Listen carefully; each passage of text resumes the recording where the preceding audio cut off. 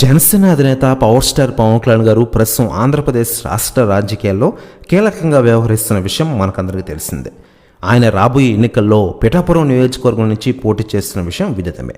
పిఠాపురం నియోజకవర్గం ఎమ్మెల్యే అభ్యర్థిగా జనసేన రాష్ట్ర అధ్యక్షుడు పవన్ కళ్యాణ్ గారు మంగళవారం నామినేషన్ దాఖలు చేశారు.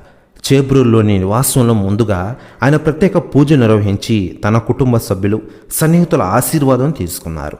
ఆ తర్వాత అక్కడి నుంచి ప్రత్యేక కాన్వాయ్లో బయలుదేరి వెళ్ళిన ఆయన రిటర్నింగ్ అధికారి ఆర్ఓ కార్యాలయానికి చేరుకుని నామినేషన్ పత్రాలు సమర్పించిన విషయం విదితమే.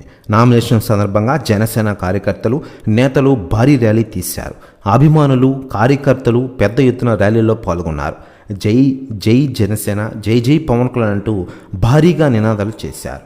ర్యాలీలో ప్రజలకు అభివాదం చేస్తూ పవన్ కళ్యాణ్ ముందుకు సాగారు. ఈ ర్యాలీలో 30,000 మంది పైగా జనసైనికులు పాల్గొన్నారని అంచనా. చేబ్రూరులోని పవన్ కళ్యాణ్ గారు బస చేసిన ఇంటికి సోమవారం ఉదయం నుంచే పిఠాపురం నలుమూల నుంచి జనసైనికులు తండోపతండోలుగా తరలి వచ్చారు. టీడీపీ, బీజేపీ నేతలు ఈ ర్యాలీలో పాల్గొన్నారు. టీడీపీ నేత వర్మ ఈ కార్యక్రమాన్ని పర్యవేక్షించిన విషయం విదితమే.